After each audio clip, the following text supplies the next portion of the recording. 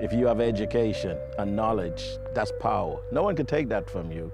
You know, you could sports, you could blow out a knee, you could pull a muscle, something can happen. But most likely you always have your mind and your head and you could think. And I always believe if you have a solid education, opportunities will be there for you.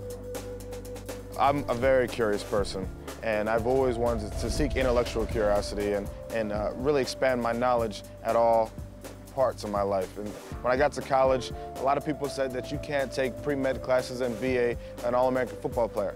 Well, I was curious to see if I could do that. He was at a different level.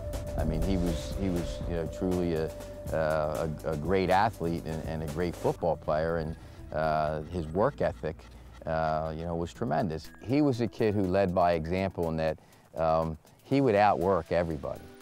You know, because of that, a lot of the younger kids on the team would think that this is just the way it's supposed to be done.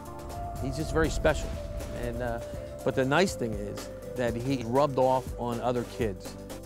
If you have a good athlete, that athlete, they could think, because trust me, yes, there's a lot of muscle memory goes on, but yet still it trains your mind. And I think if you take and apply yourself to your academics in that same fashion, you will be successful in the classroom. There's so many key and fundamental values you can learn from football that can really help you be not only a successful person, but also a successful student. And fortunately, I've been able to translate that and link, you know, my work ethic and the values and traits I learned from the field into the classroom to have success in both areas.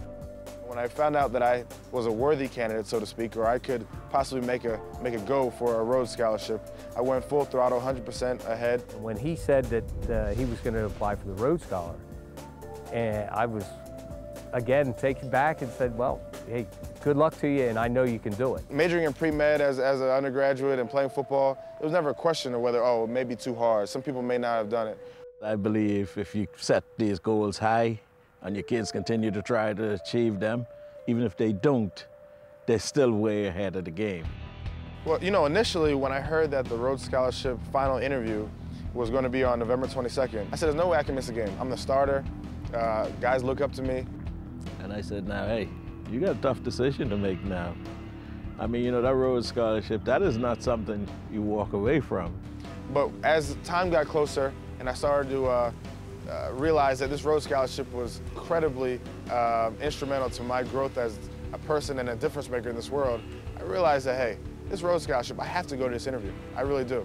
And I think my teammates will understand that my priority as a student comes before my commitment as a football player. Myron said, Daddy, hey, you preaching to the choir. So at that point, he had already made up his mind. He wanted to pursue that because he said, you know, he worked too hard for that, and it was something that's a once-in-a-lifetime opportunity. But then we heard that the game was moved to 8 o'clock at night, and my interview was 12:50 Central Time in Birmingham, Alabama.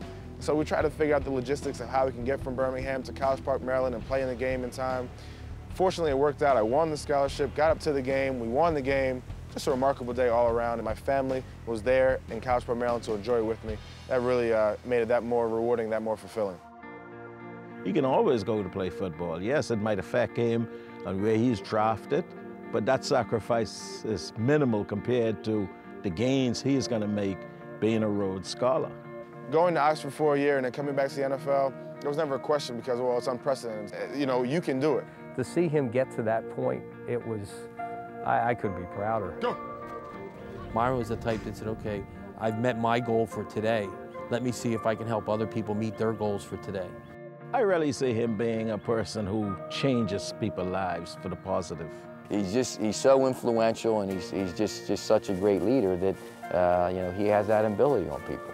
You think of yourself, believe in yourself enough, think that you have what it takes, the necessary qualities to go ahead and accomplish that dream. Just motivated me to continue to be that leader that I've always been and that I continue to try to be. I think Myron still have a lot to give, a lot more to offer than what we've seen so far.